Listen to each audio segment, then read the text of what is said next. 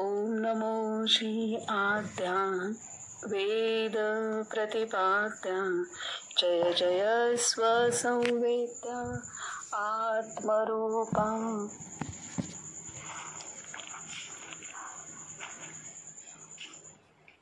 सर्वांना नमस्कार आणि नर्मदे हर नर्मदे हर नर्मदे हर. आता आपण महाराजांच्या चरित्राच्या अंतिम पडावामध्ये आहोत. थोडंसंच आपलं शिल्लक राहिलेलं आहे, तर ते आपण रोज संध्याकाळी वाचन करून पूर्ण करण्याचा प्रयत्न करूयात. महाराज आपल्याकडून करून घेतील. आज आपण रूपक कथा वाचणार आहोत. सत्यकथा आपण वाचल्या आणि त्या जवळजवळ 45 सत्यकथा ज्या महाराजांनी त्यांच्या जीवनकालामध्ये सांगितल्या होत्या, त्याही अपेक्षा जास्त नक्कीच सांगितल्या असतील किंवा समोर घडल्या असतील, परंतु बाबांनी ह्या निवडून 45 कथा सत्यकथा आपल्या समोर मांडल्या. त्या आपण अभ्यासल्या बारकाईने. आता रूपक कथा आहेत, तर त्या रूपक कथा आपण वाचण्यास प्रारंभ करूयात. तर रूपक कथा, पहिली कथा आहे की चोरांचे सत्य. चोरांचे सत्य. एक मनुष्य एका गावाहून दुसऱ्या गावाला जात होता. वेळ रात्रीची होती व वाट जंगलातून होती. इतक्यात त्याला 2 माणसांचे बोलणे ऐकू आले. त्याने जरा लक्ष देऊन ते ऐकले. एक म्हणाला, हे बघ, मला बुवा खोटे अगदी खपत नाही. माणसाने नेहमी खरेपणाने वागावे. दुसरा म्हणाला, तू म्हणतोस ते योग्यच आहे, पण मला बुवा अन्यायाची भारी चीड आहे. आपण न्यायाने वाटणी करू, मग त्यामध्ये ज्याच्या वाट्याला जे येईल ते त्याने बिनतक्रार घ्यावे. असे दोघांचे बोलणे ऐकून वाटसरू म्हणाला, काय गंमत आहे पहा. दोघेही आहेत चोर आणि भाषा मात्र बोलतात सत्याची आणि न्याय अन्यायाची. आपण आपले पुढे जावे असा विचार करून तो निघून गेला. तर इथे हे सांगितले, चोरांच्या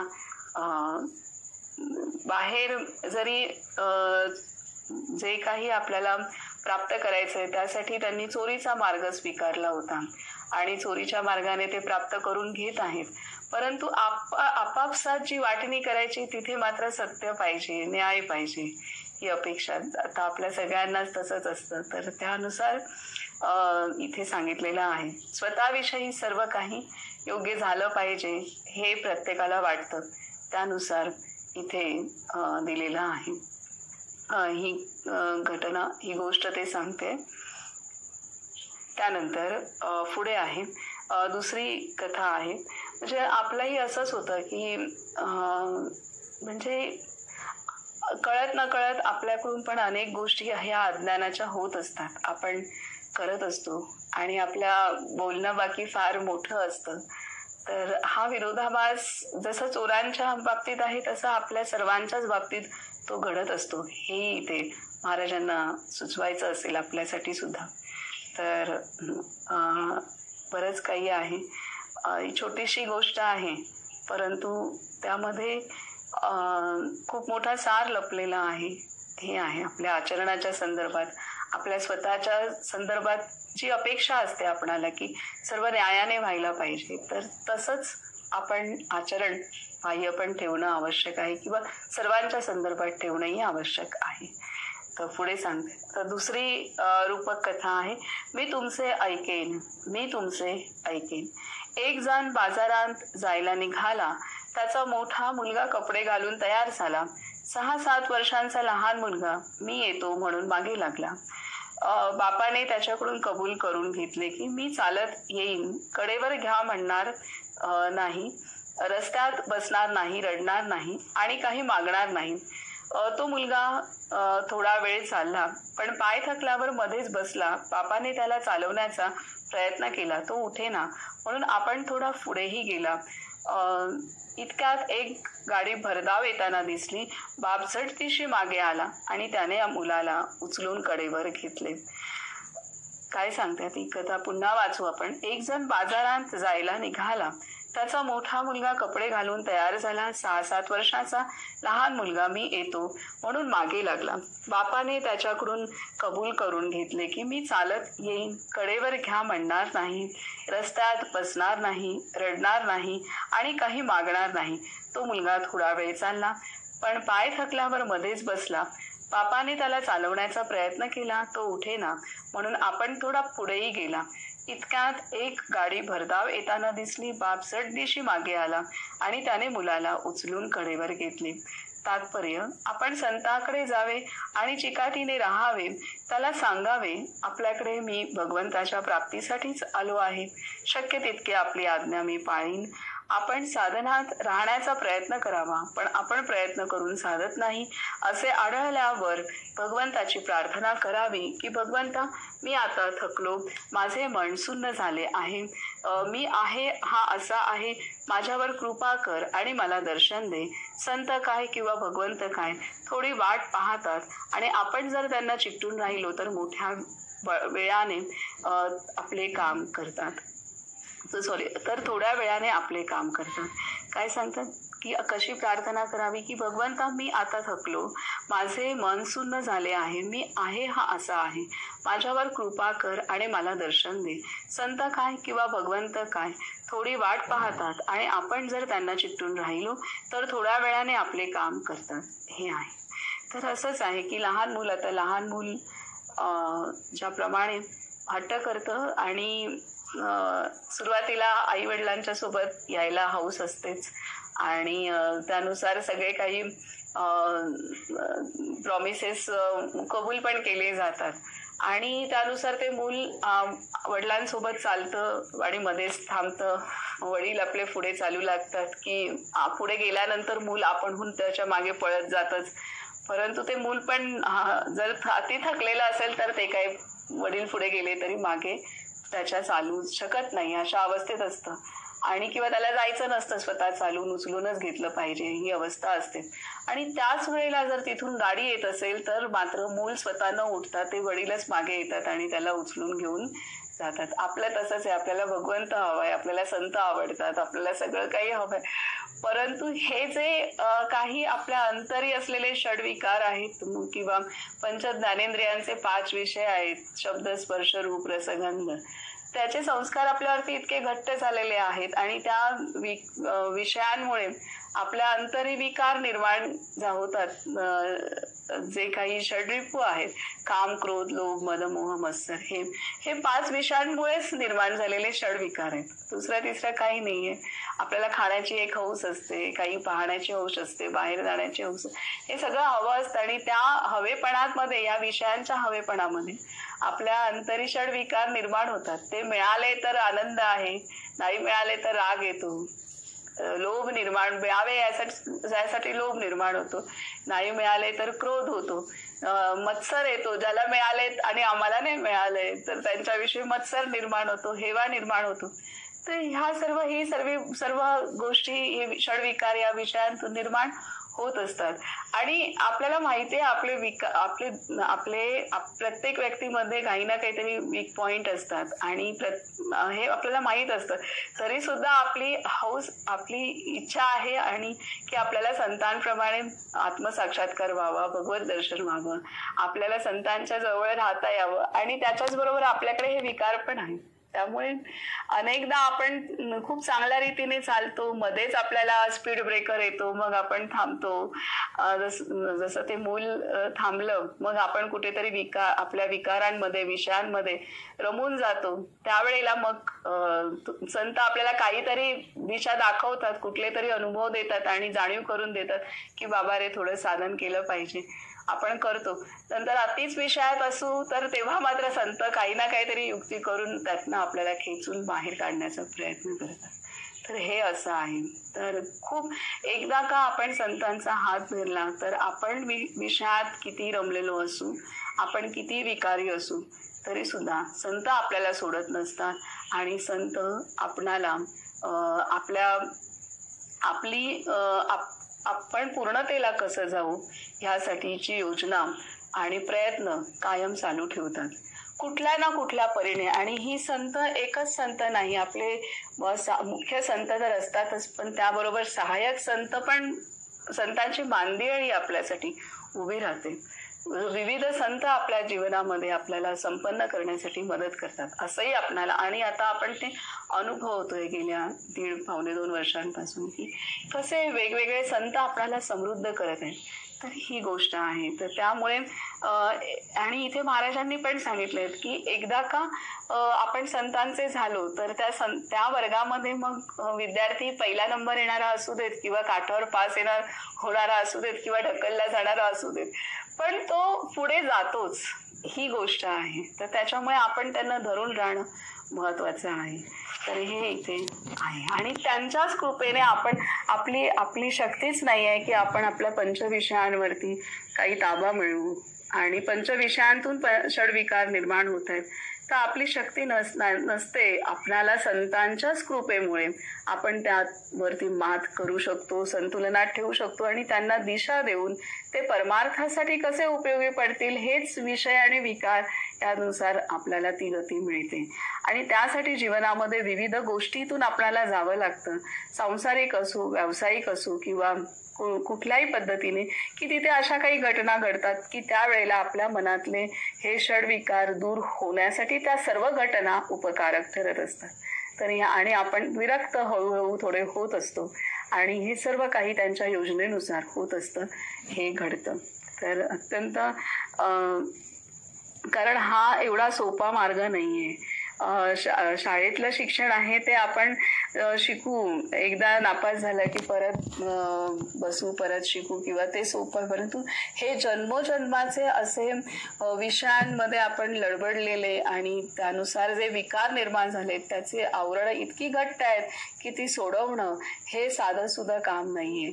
त्यामुळे हे अत्यंत कठीण आणि प्रचंड कठीण काम आहे की जे त्यांच्यामुळेच आपण त्यामध्ये त्यांच्या कृपेने, त्यांच्या मार्गदर्शनाने आणि त्यांच्या शक्तीने आपण पुढे सरकू शकतो. अन्यथा आपल्या एकट्याने होण्यासारखं बिलकुल नाहीये. लगेच आपण भरकटणार. आता थोडे दिवस आपण 5-6 दिवस थोडंसं वाचन असं चुकल्यासारखं नव्हतं, चुकल्यासारखंही वाटत होतं, मनस्थिती तितकी मजबूत राहिली नव्हती, फार भरूनपणे बऱ्याच काही गोष्टी घडत होत्या. परंतु पुन्हा आपल्याला संतांनी, नाही बाबा आता असं झालं की इतकी उष्णता आहे, रात्रीला जमेना, तर कालच महाराजांनी सुचवून दिलं की संध्याकाळचं तरी सुरू करा. म्हणजे ही जी गोष्ट आहे ही आपल्याला सुचवली जाणं हे पण मोठी गोष्ट आहे. तर ह्या सगळ्या गोष्टीत त्यांनी आपल्याला धरून ठेवलेलं आहे. तर आणि त्यामुळे ते 1-1.5 तास आपण पूर्णतः देहभान विसरून असतो, हे पण खूप मोठी गोष्ट आहे. जे नामसाधन करत असताना जी आपली अवस्था होते, ती आपली अवस्था श्रवण भक्ती करत असताना पण महाराज करून देत आहेत, हे पण खूप मोठी गोष्ट आहे. तर ह्या सर्व आपण अनुभवतोय. आता तिसरी जी गोष्ट आहे की तिसरी रूपक कथा आहे की मला जावई करून घ्या. एका गावामध्ये एक अगदी गरीब मुलगा होता. वयाला 18-20 वर्षे झाल्यावर त्याच गावामधल्या एका मोठ्या व्यापाऱ्याकडे तो नोकरीला राहिला. एक दिवस तो मालकाला म्हणाला, मी तुमचे दुकान अगदी नीट सांभाळीन. मालक बोलला, पण हे सर्व दुकान मी माझ्या जावयाला देणार आहे.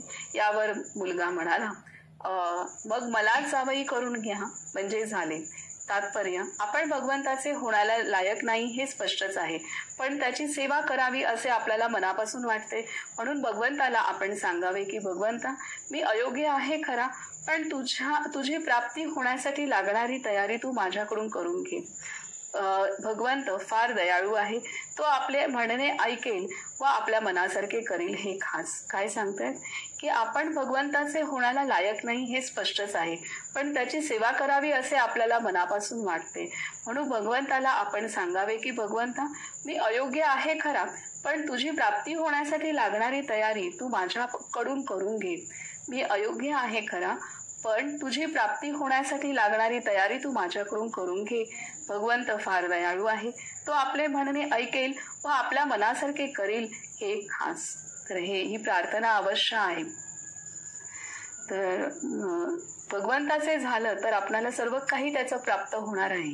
हे इथे महाराज, भले आपली तेवढी पात्रता नाही आहे, योग्यता नाही आहे, परंतु आपली इच्छा आहे की त्याचं व्हायचं आहे, तर त्याचं होण्यासाठीची जी पात्रता योग्यता आहे ते भगवंतच आपल्याला प्रदान करणार आहे.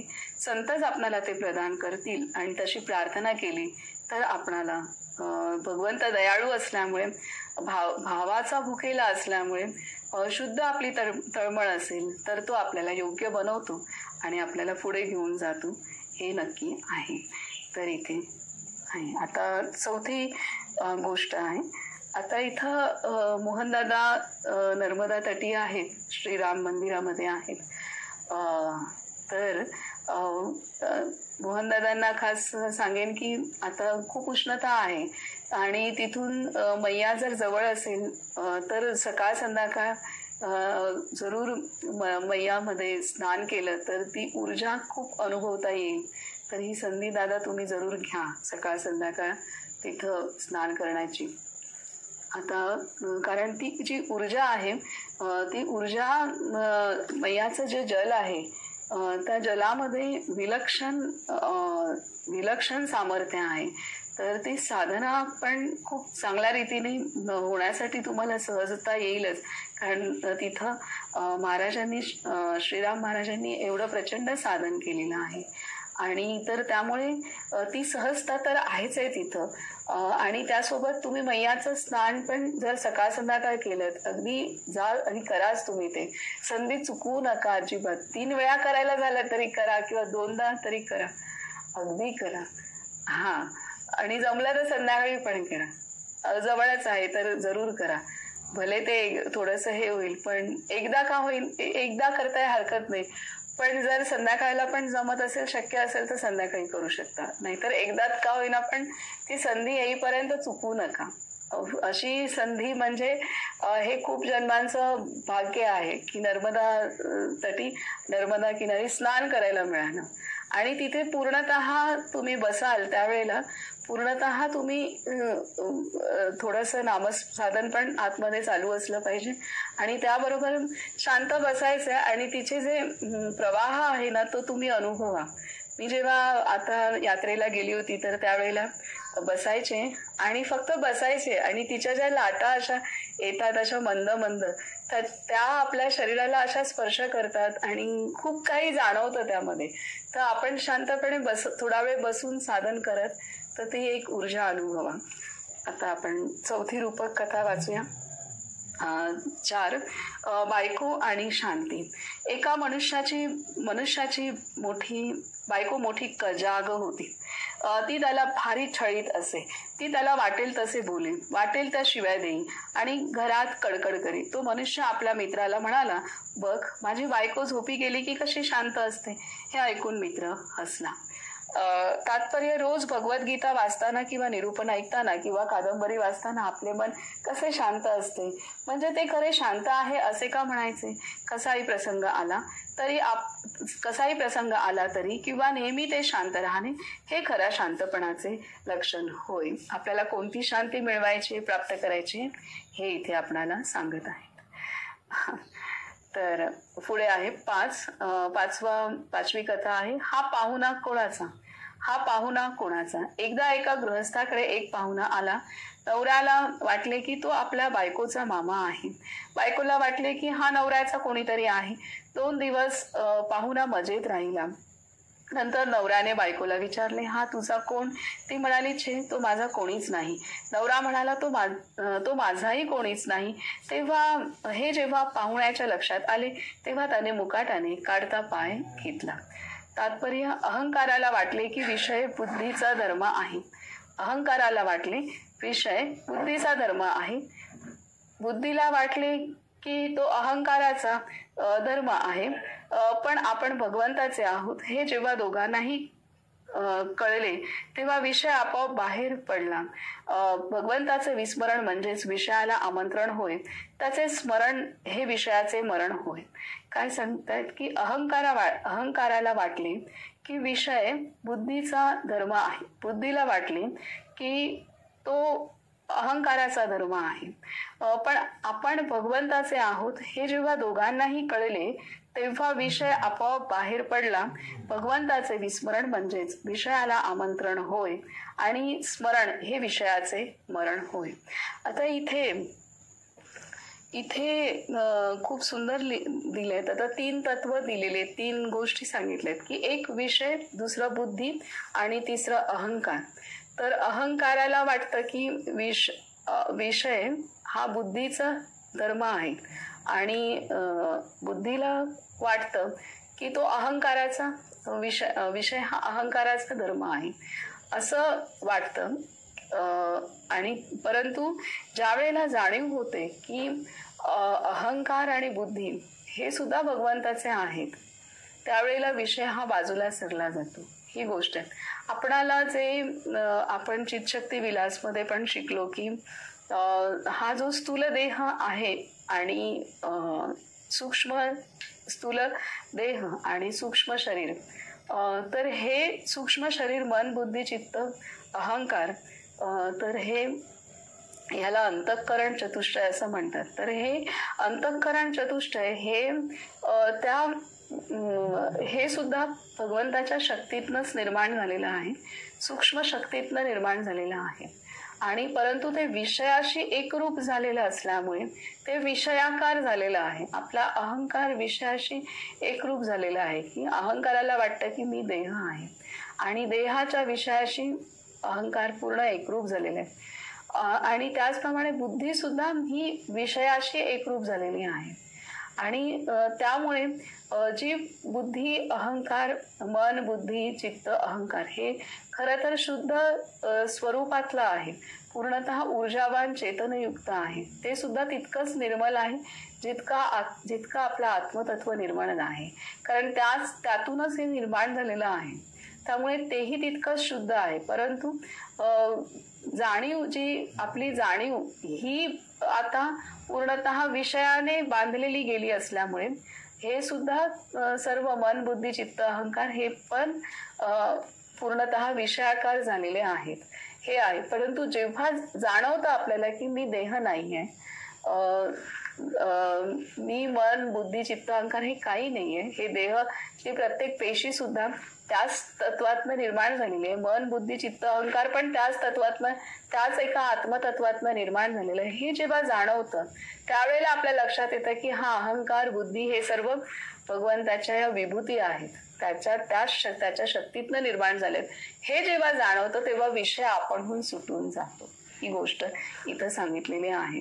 तर त्यामुळे की जेव्हा भगवंताचं स्मरण होतं तेव्हा आपल्याला जाणवतं की हे सर्व काही जे सूक्ष्म स्थूल शरीर, सर्व कारण देह, महाकारण देह, सर्व काही त्याच्याच शक्तीतनं निर्माण झालेलं आहे, त्याचंच आहे, त्याचे तेवढंच शुद्ध स्वरूपातलं आहे.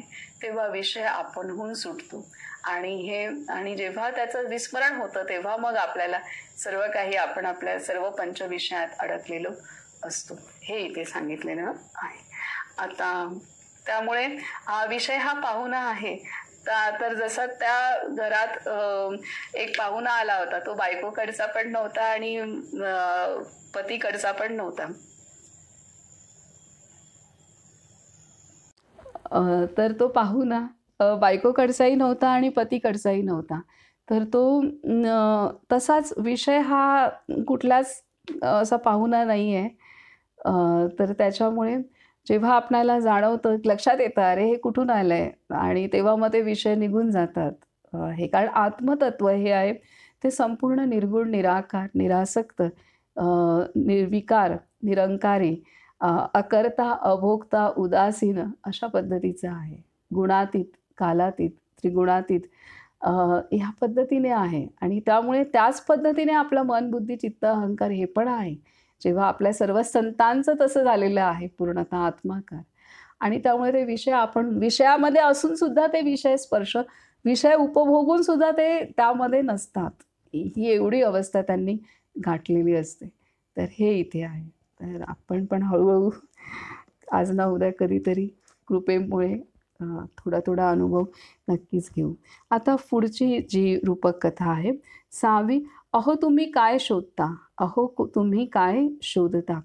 एकदा एक मनुष्य लावलेला कंदील हातामध्ये घेऊन काहीतरी शोधित फिरू लागला. लोकांनी विचारले, "अहो, तुम्ही काय शोधता?" तो म्हणाला, "माझा कंदील हरवला आहे." लोक म्हणाले, "अहो, कंदील तर तुमच्या हातातच आहे ना."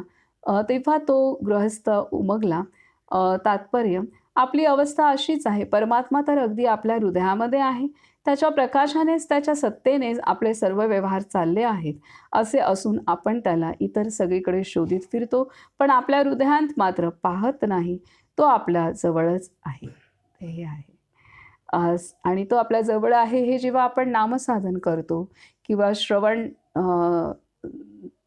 मनन चिंतन करतो, विशेषतः नामसाधन करतो, त्यावेळेला आपण पूर्णतः अंतर्मुख होतो आणि ती शांतता, ती एकरूपता आपण अनुभवतो.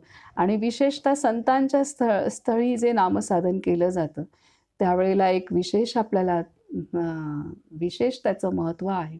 म्हणजे तिथे 1 तासाचं नामसाधन आपण घरी केलेल्या 10 तासांच्या, काय 24 तासांच्या नामसाधना एवढं आपल्याला फलप्राप्ती करून देऊ शकतं. म्हणजे एक मी साधारण हे सांगते, जरूर नाही की म्हणजे तात्पर्य, की त्या 1 तासामध्ये जर आपण खूप त्यांना प्रार्थना केली आणि आपण त्यांना त्या पूर्णतः त्यांच्याच कृपेने ते साधन व्हावं ही प्रार्थना करून जर आपण बसलो, तर निश्चित ते खूप मोठ्या पातळीवरती जाऊ शकतं आणि जातच जातं. आपल्याला त्याची किती पटीने नाही सांगता येणार, कदाचित त्याहीपेक्षा जास्त पटीने ती प्राप्ती होऊ शकते. आपल्याला त्याचं गणित करण्याच्या आपल्याला नाही कल्पना काही. परंतु आपण समर्पण होऊन महत्त्वाचं आहे. जेव्हा संतांच्या घरी आपलं समर्पण तितकं होत नसतं, संतांच्या ठिकाणी गेल्यानंतर जास्तीत जास्त आपण करत नाही, तर तेच महाराजच आपल्या हृदयात आहेत आणि तेच करत आहेत साधन. मी नाही ते आहेत. ते करत आहेत, म्हणजे ते माझ्याकडून करून घेत आहेत आणि करून घेत आहेत किंवा तेच आहेत. मग ते जर नामस्मरण कसं करतील, तर त्या पद्धतीने, त्या भावात आणि त्या तन्मयतेने ते घडेल. मी करतो म्हटल्यानंतर तिथे माझ्याबरोबरचा सगळा गोतावळा येतोच. शरीराचा येतो, मनाचा येतो, बुद्धीचा येतो, चित्ताचा येतो. तर मी नाही, माझ्या हृदयामध्ये ते आहेत, तेच आहेत, तेच आहेत. मी आणि ते, नंतर मी आणि ते नाही, तर तेच केवळ. तेच. कारण नाम म्हणजे भगवंत आहे. नाम म्हणजे सद्गुरु तत्व आहे. पूर्ण ती शक्ती आहे आणि तेच करत आहेत. तर ही जेव्हा होईल एकरूपता, त्यावेळेला मग ते जे साधन घडेल, तिथे साधन ते खूप, म्हणजे ते विनासायास साधन असेल, ते सहज साधन होऊ शकतं. आणि ते सहज साधन तेव्हाच होऊ शकतं किंवा जेव्हा आपल्या हृदयामध्ये मी नाही तर ते, किंवा मी आणि ते एक, ही गोष्ट आहे. पहिल्यांदा माझ्याऐवजी ते आहेत, ते करत आहेत आणि मी ते एक, ही गोष्ट. नाम तेच आहे. नाम भगवंत, संत आणि नाम हे एक आणि मीही तेच आहे. तर सर्व काही एक. हे मीही ते ही नंतर अनुभूती येईल. परंतु हे जेव्हा एक होईल, तेव्हा ती सहजता सहज होईल. मग आपल्याला आपल्या स्वभाव संस्कारांची झटापट करावी लागणार नाही. कारण तिथे काही नाही आहे दुसरं. तिथे केवळ ते आहेत. सद्गुरु तत्व आहे. तर ते इतकी सहजता होईल. विशेषतः आश्रमात असताना ह्या पद्धतीने सराव करणं अत्यंत आवश्यक आहे. हे ते करून घेतात या पद्धतीने सराव. आता पुढे आहे 7. विहिणीचा मानापमान. विहिणीचा मानापमान. लहान मुली भातुकली खेळत होत्या. त्यांच्यापैकी एका मुलीची आई झाली.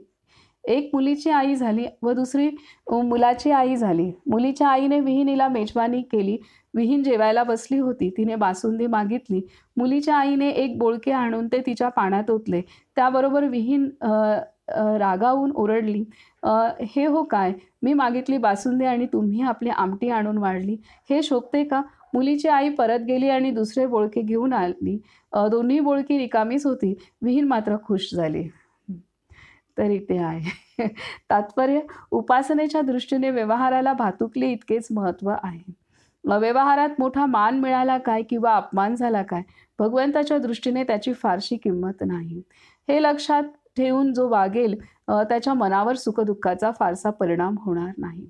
मान मिळाला काय किंवा अपमान झाला काय, भगवंताच्या दृष्टीने त्याची फारशी किंमत नाही हे लक्षात ठेवून जो वागेल त्याच्या मनावर सुखदुःखाचा फारसा परिणाम होणार नाही. कारण मान मिळाला तरी आपलं चित्त त्या मानामध्ये वाहणार आहे, वाया जाणार आहे. आणि अपमान मिळाला तरी त्याच्यात वाया जाणार आहे ते. त्याच्यामुळे शेवटी वायाच आहे दोन्ही गोष्टी आणि शेवटी त्या असत्यच दोन्ही गोष्टी आहेत. तर त्याच्यामुळे त्यात रमून न जाता आपण त्याच्या एका भगवंताच्या अनुसंधानात राहणं हे महत्त्वाचं आहे. पुढची ही कथा आहे 8वी. बायकोचा पगार.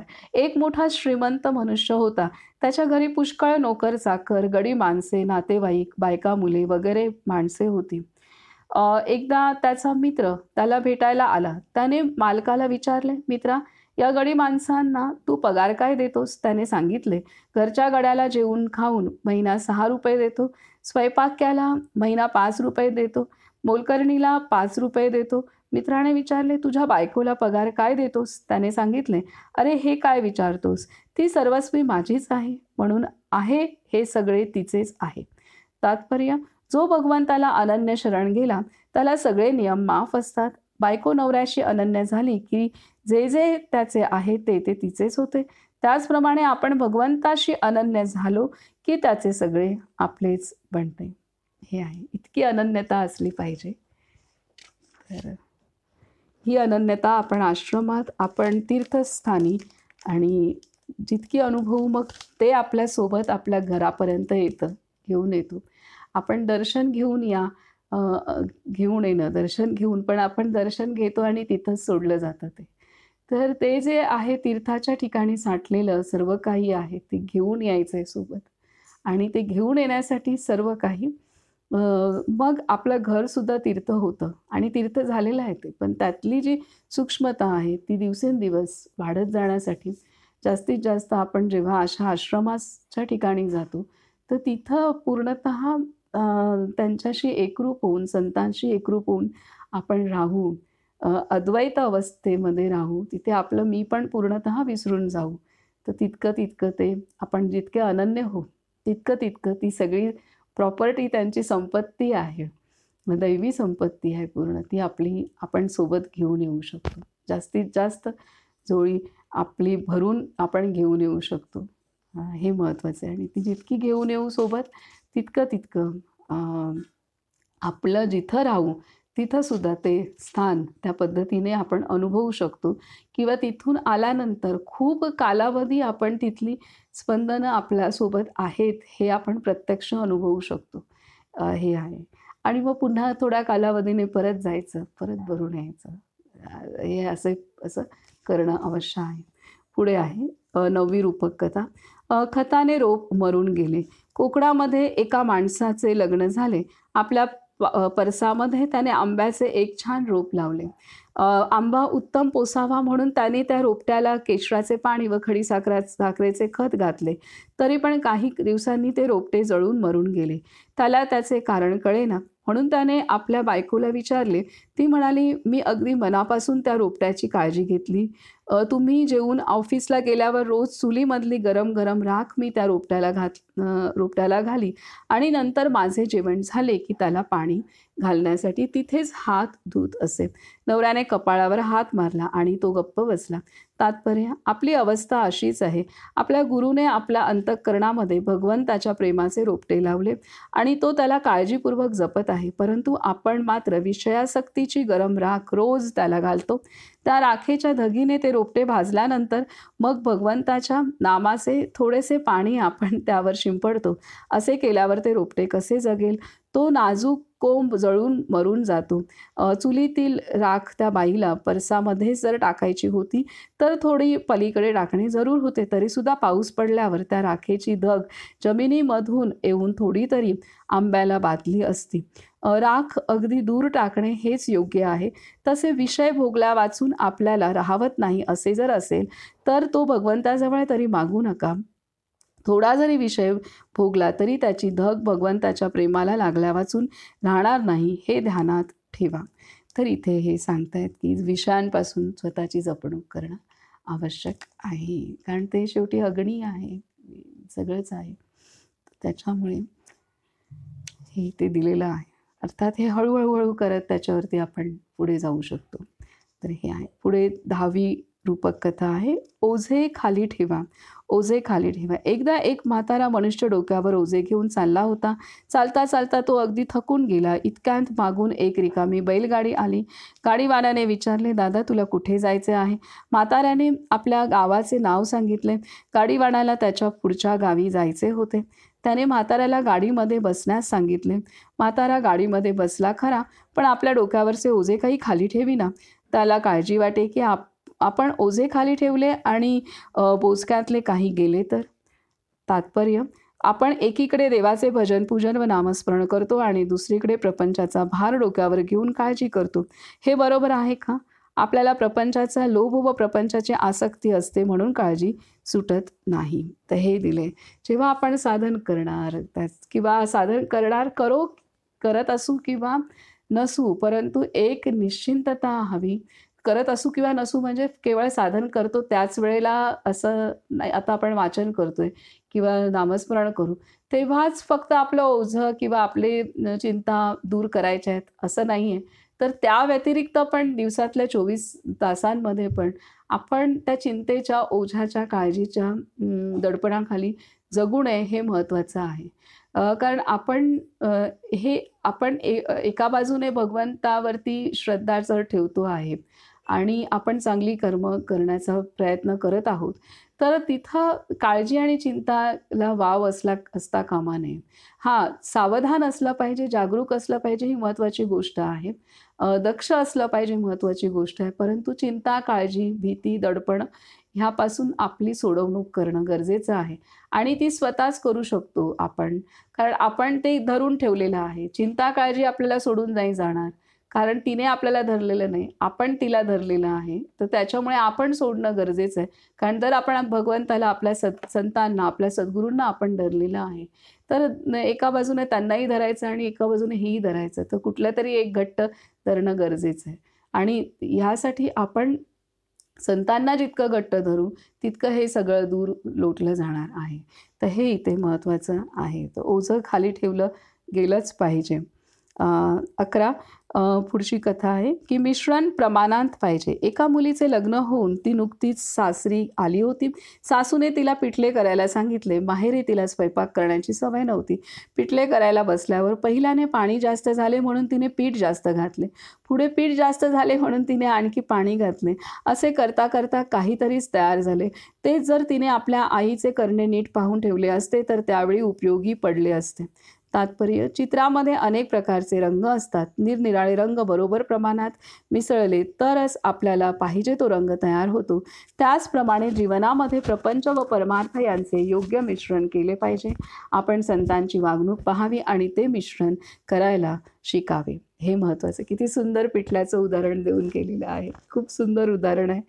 असंच होतं सुरुवातीला करत असताना. सुरुवातीला काय, नंतर पण होतच असतं. तर थोडंफार प्रमाणात. तर इथं सर्व काही प्रमाणात साधलं गेलं पाहिजे. प्रपंच, परमार्थ दोन्हीचा समन्वय योग्य असला पाहिजे. संतुलन असलं पाहिजे. हे महत्त्वाचं आहे. तर 12 प्रत्येकाची दृष्टी निराळी. एका ठिकाणी 4 माणसे पत्ते खेळत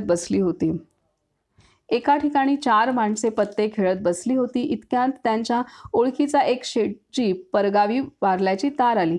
त्यांच्यापैकी एक जण शेटजीचा जवळचा नातेवाईक होता. तो दुःखाने विव्हळून रडू लागला. दुसऱ्याचे काही पैसे शेटजीकडून येणे होते. त्याला काही पैशाचीही काळजी वाटू लागली. तिसऱ्याने शेटजीकडून पैसे हात उसने घेतले होते. त्याला आनंद वाटला. चौथ्याचा शेटजीशी विशेष संबंध नव्हता. त्याला वाटले हा सृष्टिक्रमच आहे, त्याबद्दल सुखदुःख कशाला करावे. तात्पर्य, जगामध्ये एकच वस्तू कोणाला सुखदायक तर कोणाला दुःखदायक ठरते. म्हणजे मूळ वस्तू सुखरूपही नाही आणि दुःखरूपही नाही. ज्या रीतीने आपली वासना तिच्यामध्ये गुंतलेली असेल त्याप्रमाणे ती आपल्याला सुख किंवा दुःख देते. ज्याची वासनाच कोठे गुंतलेली नाही त्याला जगामध्ये सुख दुःख नाही. ही दृष्टी एकच आहे, ती म्हणजे भगवंताची दृष्टी होय. आपल्या संतांना ती दृष्टी साधली होती पूर्णतः. कारण त्यांनी नामसाधनेने आत्मसाक्षात्कार, भगवत साक्षात्कार करून घेतलेला होता आणि त्यामुळेच ते सदैव त्याच स्थितीमध्ये रममान होते ते भगवत स्वरूपच झालेले होते. त्यामुळे त्यांना एकच आत्मस्वरूप सर्वत्र दिसत होतं. एकच भगवंताची इच्छा सर्वत्र दिसत होती. त्यामुळे त्यांची तर इतकी दृष्टी होण्यासाठी जास्तीत जास्त संतांचा सहवास आपल्याला घडणं आवश्यक आहे. पुढे सांगतात 13वी कथा. का केव्हा कोठे कसे, का केव्हा कोठे कसे. एका विश्वविद्यालयामध्ये एक अति हुशार व विद्वान विद्यार्थी होता. तो समाजशास्त्राचा अभ्यास करीत असे. त्याला मुली सांगून येऊ लागल्या. तेव्हा विवाह करण्याच्या आधी विवाह संस्था का, कोठे व कशी उत्पन्न झाली याचा निकाल लावावा असा त्याने विचार केला. त्याने एक प्रश्नावली तयार केली आणि विवाहित लोकांना ती दाखविण्यास तो निघाला. पहिल्या प्रथमच ज्या कुटुंबाकडे तो गेला तेथे नवरा बायको आणि 8 मुले एवढा परिवार होता. नवरा बायकोंनी ती प्रश्नावली पाहिली आणि दोघेही हसू लागले. बाईने सांगितले, या प्रश्नापैकी एकाही प्रश्नाचे उत्तर माहीत नसतानाही विवाह होतो आणि मुले बाळे होतात, सगळा प्रपंच चालतो. हा उपद्व्याप न करता तुम्ही आपले सरळ लग्न करा. पण विद्वानाला हे पटले नाही. तात्पर्य, परमार्थ हे कृतीचे शास्त्र आहे. तेथे स्वतःला अनुभव आला वाचून उपयोग नाही. पण भगवंताचा अनुभव येण्यासाठी ही सृष्टी का उत्पन्न झाली, ती केव्हा उत्पन्न झाली, तिच्यामध्ये तत्वे किती आहेत वगैरे प्रश्नाची उत्तरे आधी मिळाली पाहिजेत असे मुळीच नाही. किंबहुना ज्याला भगवंताच्या अनुसंधानाचे महत्त्व कळले तो या भानगडीत वेळ घालवणारच नाही. साधकाने कोरड्या वेदांत चर्चेच्या नादी लागू नये, पण विद्वानाला त्याशिवाय चैन पडायचे नाही, हेही खरे. तर इथे सांगतात कामाला लागणं जितकं आपण हे संतुलनात असलं पाहिजे की आपण ज्ञानही घ्यावं पण त्याबरोबर आपण कृतीही करावी, हे महत्त्वाचं आहे. केवळ ज्ञान घेत घेत घेत गेलो आणि कृतीला वेळच नाही राहिला तर तसं नको. तर त्याच्यामुळे जितकं थोडंसं वाचन श्रवण तेवढं ठीक आहे. त्याच्यानंतर जास्तीत जास्त अनुसंधान आणि जर प्रत्येक आपलं मन लागत नसेल त्यावेळेला सुरुवातीला थोडं आपण 5-10 मिनटासाठी एखादं काही वाचन केलं किंवा एखादं काही ऐकलं आणि किंवा एखादं गोष्ट ऐकत ऐकत नामस्मरण केलं आणि नंतर ते ऐकणंही बाजूला पडतं, आपलं नाम चालू राहतं. तर अशा पद्धतीने आपण आपली जास्तीत जास्त आपण नामसाधन कसं होईल हे ह्याच्याकडे आपला भर आता दिवसेंदिवस देणं अत्यंत गरजेचं आहे. पुढची रूपक कथा आहे 14. अहो जगांत सुख नाही. एका साधूने 4 म्हातारे गोळा केले आणि प्रत्येकाला जगाचा अनुभव विचारला. पहिला म्हातारा म्हणाला, छे हो, जग फार लबाड आहे, कोणाला मदत करायची सोय नाही. दुसरा म्हणाला, काय बोलायचे आणि काय सांगायचे, सध्या जगामध्ये किती अनिती वाढली आहे पहा, कोणावर विश्वास टाकण्याची सोय उरली नाही. तिसरा म्हणाला, आमच्या लहानपणी हे असे नव्हते, आता जग फार स्वार्थी झाले आहे. चौथा म्हणाला, माझे तर स्पष्ट मत आहे की या जगात सुख आणि समाधान नाहीच मुळे. सर्वांचे म्हणणे ऐकून साधू म्हणाला, चला आपण सगळे जण संन्यास घेऊ, कुठे असला या जगाच्या नादी लागा. पण पुढे साधू काय बोलतो हे ऐकण्यास एकही म्हातारा तेथे थांबला नाही. तात्पर्य, जगापासून सुखाची अपेक्षा करणे व्यर्थ आहे हे प्रत्येक मनुष्य म्हणतो, परंतु मोठे आश्चर्य असे की आजपर्यंत न मिळालेले सुख उद्या मिळेल या आशेने तो त्यातच पुन्हा गुरफटतो. उद्या सुख मिळेल या आशेवर मनुष्य प्रपंचात गुंतून राहतो म्हणून त्यात रमतो, पण उद्या मिळणाऱ्या सुखाची आशा खात्रीची नसल्यामुळे मनुष्याला काळजी उत्पन्न होते.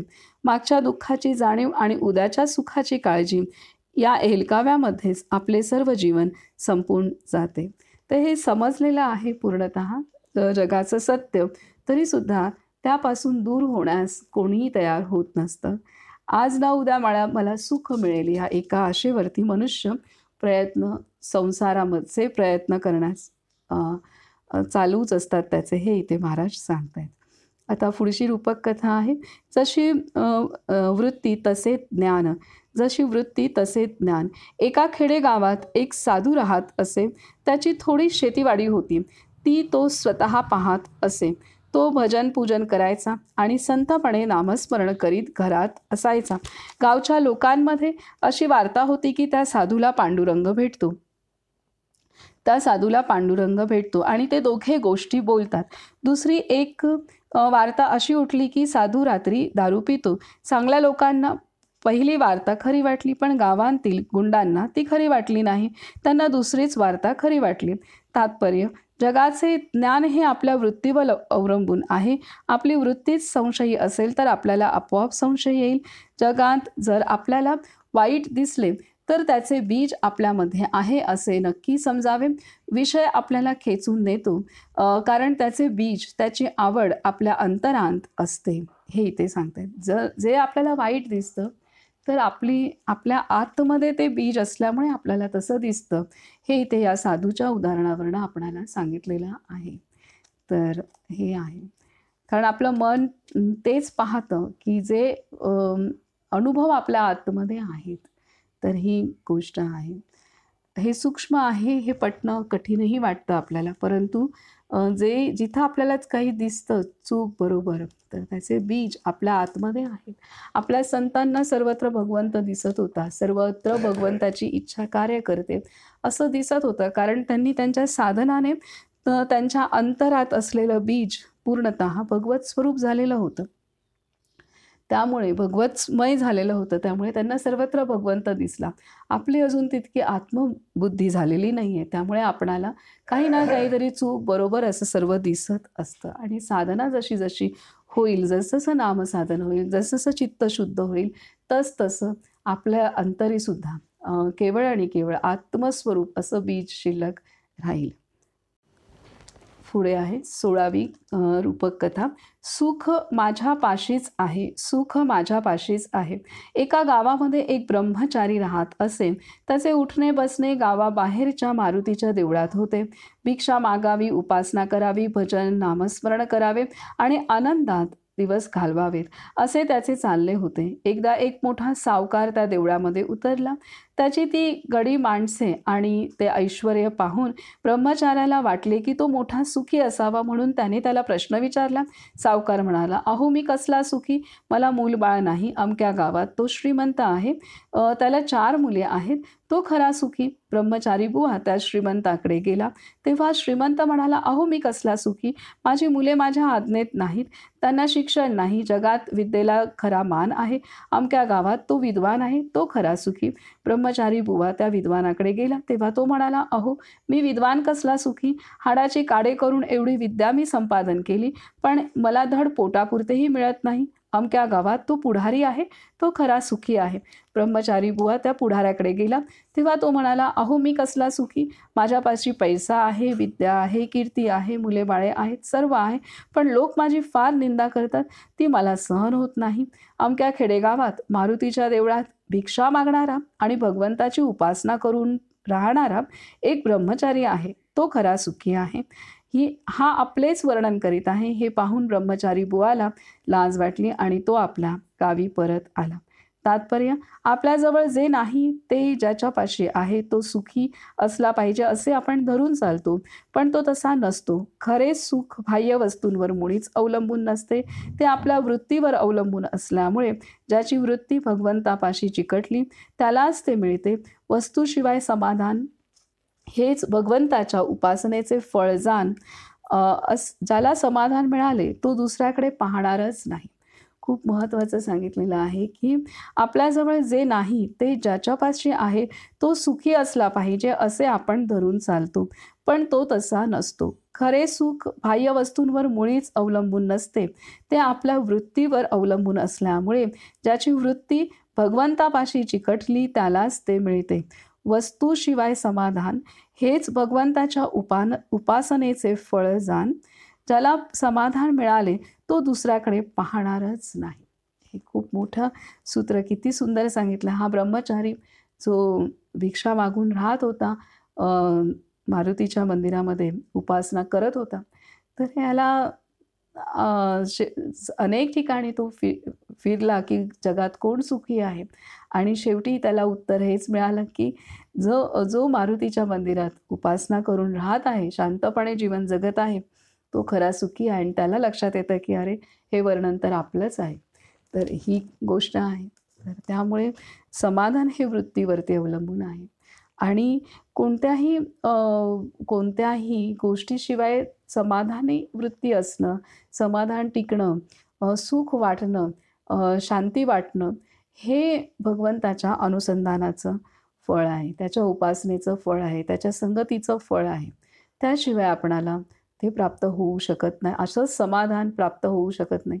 अन्यथा आपल्या प्रयत्नाने आपण जे काही प्राप्त केलेलं असतं त्यामध्ये आपण समाधानी असतोच असं नाही. आपल्याला त्यात समाधान वाटतच नाही. हे या उदाहरणांवरून पाहिलेलं आहे आणि आपण आपल्या अनुभवावरूनच सुद्धा ते आपण जाणतो. परंतु ज्यावेळेला आपण संतांच्या सहवासात येतो, भगवंताच्या सहवासात येतो, त्याचा सहवास आपल्या जीवनात होऊ लागतो, त्यावेळेला आपल्याला परिस्थिती त्याच असतात, किंबहुना त्याहीपेक्षा जास्त खडतर जीवन होतं असंही असतं. तरीसुद्धा एक विरळच समाधान, सुख आणि शांती आपण अनुभवत असतो, धैर्य आपण अनुभवत असतो आणि त्यामुळे ते अनुभवत असल्यामुळे आपण भगवंताच्याच दिशेने चालण्यासाठी आपलं मन तयार होतं. किती खडतर जीवन झालं तरीसुद्धा आपणाला, कारण हे आपण अनुभवत असतो आणि त्यामुळे आपण त्या मार्गावरून चालण्यास तयार होतो. ही गोष्ट आहे किंवा चालवलं जातं, ही गोष्ट आहे. आता पुढे आहे 17वी रूपक कथा. जगातील सुख असे आहे. एक मनुष्य जंगलातून चालला होता. त्याने एकदम वाघाची डरकाळी ऐकली व तो जोराने पुढे पळत सुटला. थोडा पळत गेल्यावर समोर एक भले मोठे अस्वल त्याला दिसले, म्हणून तो आड रस्त्याला गेला. गवत पुष्कळ वाढलेले असल्याने समोरची जमीन स्पष्ट दिसत नव्हती. पळता पळता तो एका विहिरीमध्ये पडला. विहिरीमध्ये पाणी फार नव्हते, पण तेथे एक मोठा नाग होता. त्याला पाहून तो मनुष्य कसा तरी वर चढला आणि विहिरीच्या बाजूला वाढलेल्या एका झुडपाला धरून राहिला. वर पाहतो तो एक उंदीर ते झुडूप कुरतडीत होता. या सर्व गडबडीमुळे वर असलेल्या मधाच्या पोवळ्यावरील माशा उठल्या, पण त्यामुळेच पोवळ्यातून एक मधाचा थेंब या माणसाच्या नाकावर पडला. तो साठून त्याला बरे वाटले. तात्पर्य: जगामध्ये सर्व बाजूने मृत्यू आवासून उभा आहे. प्रत्येक क्षणी काळ जगाला खाऊन टाकीत आहे, पण तेवढ्यामध्ये विषय सुखाचा एक क्षण जरी मिळाला तरी आपल्याला ब्रह्मानंद होतो. आपल्या जीविताच्या अशाश्वतपणाची जाणीव जागृत ठेवणे हे परमार्थाला फार अवश्य आहे. ज्या देहाच्या आधाराने विषय भोगायचा तोच आपल्या हातचा नाही, अशी खात्री झाल्यावर मनुष्य विषयांच्या सुखाला इतका मुळीच लालचावायचा नाही. हे इथे सांगितलेलं आहे. थेंबभर सुखासाठी पूर्ण माणसाची धडपड आयुष्यभर चालत असते आणि परंतु आपला जन्म केवळ ह्या थेंबभर सुखासाठी झालेला नाही आहे, तर हा नरदेह पूर्णतः आत्मसाक्षात्कार करून घेण्यासाठी झालेला आहे, प्राप्त झालेला आहे. हे इथे आपणाला सांगत आहेत. पुढची कथा आहे 18. माझी मान ताठ काम. माझी मान ताठ काम. एकदा विठोबा व रखुमाई सहज बोलत असता पंढरपूरला येणाऱ्या यात्रेकरूचा विषय निघाला. रखुमाई म्हणाली, आज मी इतकी वर्षे पाहते आहे, हजारो भक्त तुमच्या दर्शनाला येतात, पण तुमची आपली मान ताठ, हे तुम्हाला शोभते का? त्यावर विठोबा म्हणाले, अगं, दर्शनाला हजारो नव्हे, लाखो लोक येतात ही गोष्ट खरी, पण माझ्याकरिता कोणीच येत नाही, म्हणून मी मान ताठ करून आणि कमरेवर हात घेऊन स्वस्थ उभा असतो. रखुमाईला हे म्हणणे पटेना.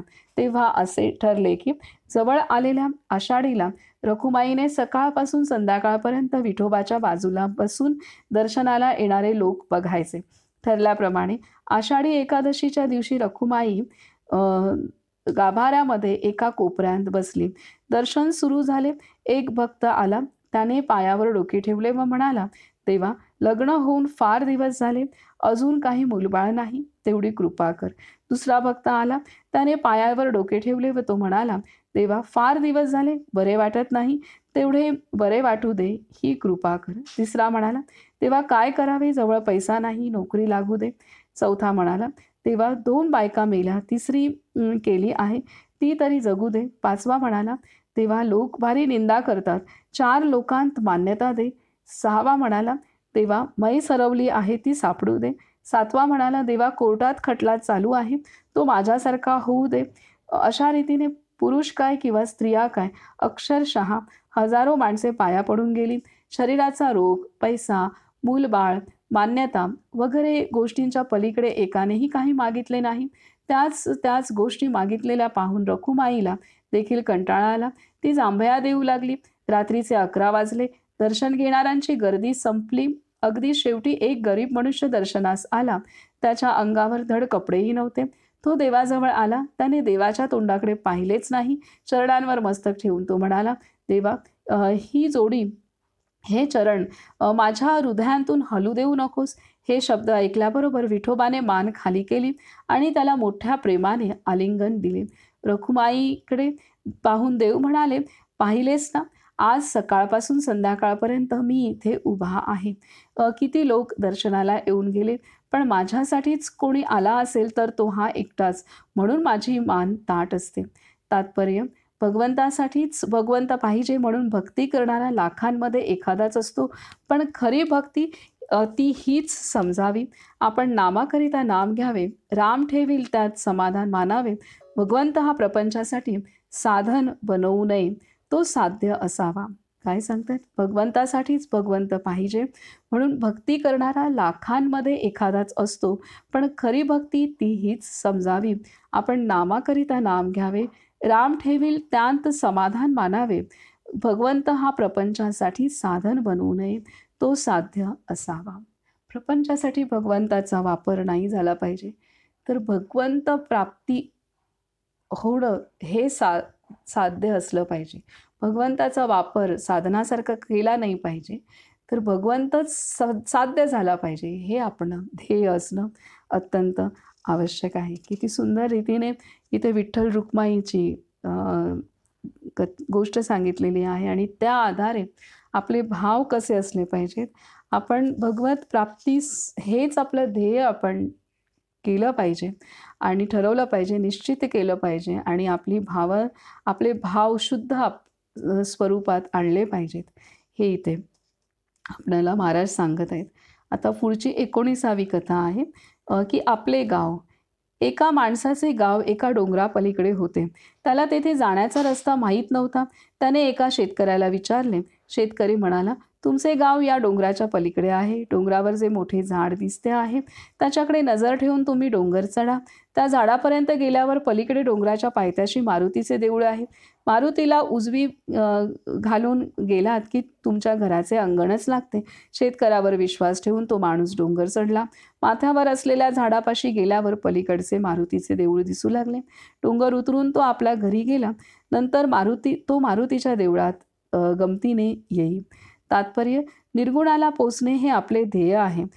त्याचा रस्ता आपल्याला माहीत नाही म्हणून आपण संतांचेच सांगणे प्रमाण मानून चालले पाहिजे. संत सांगतात की आज आपल्याला सगुण तेवढेच दिसते, त्या सगुणाच्या आधारानेच निर्गुणाकडे जायला पाहिजे. आज आपण सगुणाकडे लक्ष केंद्रित करून चालावे. सगुणोपासना जसजशी वाढत जाईल तसे निर्गुण काय आहे हे आपोआप कळेल. खरे म्हटले म्हणजे सगुणोपासनेचे पर्यवसान निर्गुणांतच होत असते. नंतर संत मजेने सगुणोपासना करील ती लोकांच्यासाठी असते. हे इथे सांगितले. सगुणोपासनाच्या सहाय्याने म्हणजे आपण जे नामसाधन करतो, त्यानंतर जे काही आपल्याकडे संतांचे फोटो, पूजा अर्चना, भजन, कीर्तन हे सर्व काही करतो, तर ह्या आधारे आपण भगवंताच्या सहवासात, प्रत्यक्ष सहवासात राहण्याचा प्रयत्न करत असतो आणि ह्या प्रयत्नाच्या आधारे सगुणाच्या पलीकडे असणारे जे निर्गुण तत्व आहे ते आपण अनुभवायला सुरुवात करतो. हे आहे. ह्यासाठी ह्या सर्व गोष्टी ह्या महत्त्वाच्या ज्या 9दा भक्ती सांगितल्यात त्या महत्त्वाच्या आहेत आणि त्या आपल्याला निर्गुणाकडे पोचवतात. आणि निर्गुणाची अनुभूती झाल्यानंतर सुद्धा आपल्या संतांनी सर्व सगुणोपासना सोडलेली नाही आहे. आपल्यासाठी त्यांनी ती सोडलेली नाही आहे आणि त्या सगुणोपासनेच्या सहाय्याने आपण निर्गुण निराकार तत्व प्राप्त करू शकतो. हे बिंबवण्यासाठी संत पूर्ण पुरुष झाल्यानंतर, पूर्ण साक्षात्कारी झाल्यानंतर, भगवत स्वरूप झाल्यानंतर, अहम ब्रह्मास्मी ही अवस्था संतांनी प्राप्त करून घेतल्यानंतर सुद्धा संतांनी सगुणोपासना पुढेही कायम ठेवलेली आहे. हे इथे महाराज सांगतात. आता आपण 20वी कथा वाचूया. 20वी कथा आहे स्वार्थी सावकार. एक लबाड सावकार होता. त्याच्या घरात त्याची म्हातारी आई होती.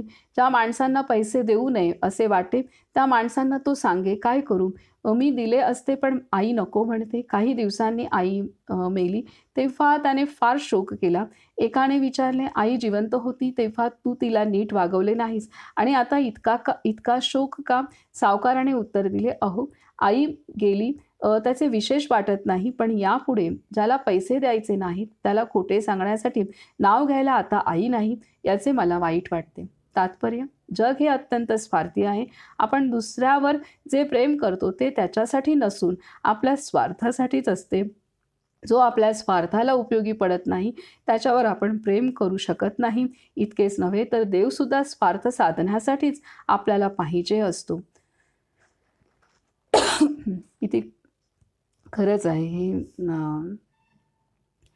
जे प्रेम जे जगाचं माणसाचं जे प्रेम आहे, मानवी प्रेम आहे, हे पूर्णतः स्वार्थी असतं. हे इथे अगदी आईवर केलेलं प्रेमसुद्धा इथं स्वार्थी आहे. हे इथे सांगितलेलं आहे या कथेच्या आधाराने, जे सत्य आहे ह्या पद्धतीने. कारण आपण त्या व्यक्तीवर प्रेम खरं तर नसतो. आपलं त्या व्यक्ती वाचून अडणार असतं. म्हणून आपल्याला त्या व्यक्तीचा वियोग किंवा वियोग सहन होत नाही आणि ती व्यक्ती हवीशी वाटते. कोणतंही नातं असलं तरीसुद्धा आपल्याला त्या नात्याची झालेली सवय असते. त्या नात्याकडून आपल्याला जे प्राप्त होत असतं ते प्राप्त होतं म्हणूनच प्रेम असतं आणि प्राप्त नाही होणार किंवा ती व्यक्ती गेल्यानंतर ते आपल्याला त्याच्याशिवाय जगणं कठीण असतं, म्हणून आपल्याला रडू कोसळतं. हे हे हे कटू सत्य आहे. तर इथे हे महाराजांनी सांगितलेलं आहे. एक कथा वाचू आणि आपण थांबू. पुढची कथा आहे 21वी. ही खरी समता. एका मुलाचे लग्न झाले. त्याचा सासरा चांगला श्रीमंत होता. पहिली दिवाळी आली तेव्हा दिवाळ सण मोठ्या थाटामाटाने साजरा करायचे ठरले. त्याप्रमाणे सर्व तयारी होऊन जावई बुवांना व इतर मंडळींना आमंत्रणे गेली. जावई सासूरवाडीस जाण्यास निघाला तेव्हा त्याच्याबरोबर त्याचा धाकटा भाऊ, गडी व घोडा इतका परिवार होता. सासरच्या माणसांनी सर्वांची व्यवस्था अगदी उत्तम ठेवली. दिवाळीच्या दिवशी पहिल्या पाटावर जावई बुवा बसले. त्यांच्या शेजारी धाकटा भाऊ बसला. गडी बाहेर ओटीवर बसला आणि घोड्याला तबेल्यामध्ये चंदी पाठवली. रात्री खोलीमध्ये एकटे जावई बुवा गेले. भाऊ दिवाणखाण्यात निजला. गडी ओटीवर पडला व घोडा तबेल्यांतच होता. सर्वजण परत निघाले तेव्हा जावई बुवांना रेशमी जरीकाठी मंदिल मिळाला. भावाला कोटाचे कापड मिळाले. गड्याला धोत्राचे पान मिळाले आणि घोड्याला झेंडूच्या फुलांची माळ मिळाली. मंडळी घरी आल्यावर आईने विचारले, कसे काय झाले? प्रत्येक म्हणाला, मला फारच चांगले वागवले. घोड्याला अर्थात हे शब्दाने सांगता येईना. तात्पर्य, खरा विचार केला तर जावई, भाऊ, गडी व घोडा यांपैकी प्रत्येकाला निरनिराळेपणाने वागवण्यात आले. एकाला कमी व एकाला जास्त असेच झाले तरी प्रत्येकजण समाधान पावला. याचा अर्थ असा की ज्याला जे योग्य आहे ते त्याला देणे हीच खरी समता होय. जावई बुवांना वाढलेले श्रीखंड घोड्याला देणे योग्य नाही आणि घोड्याची चंदी जावई बुवांना घालणे बरे नाही, ती काही समता नव्हे. तर हे इथे सांगितलंय. ज्याला जे आवश्यक आहे त्याला ते देणं हेच समता आहे, हे इथे आपणाला सांगितलेलं आहे. तर हे महत्त्वाचं आहे. आता इथे आपण थांबूयात.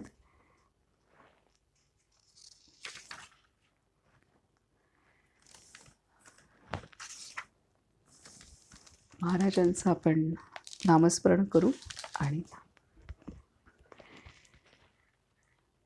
श्रीराम जय राम जय जय राम, श्रीराम जय राम जय जय राम, श्रीराम जय राम जय जय राम, श्रीराम जय राम जय जय राम, श्रीराम जय राम जय जय राम, श्रीराम जय राम जय जय राम, श्रीराम जय राम जय जय राम, श्रीराम जय राम जय जय राम, श्रीराम जय राम जय जय राम श्रीराम जय राम जय जय राम श्रीराम जय राम जय जय राम श्रीराम जय राम जय जय राम श्रीराम जय राम जय जय राम. राजाधिराज सद्गुरुनाथ श्री ब्रह्मचैतन्य कोंदवलेकर महाराज की जय. सब संतन की जय. बाल गोपाल की जय. जय जय रघुवीर समर्थ. नर्मदे हर.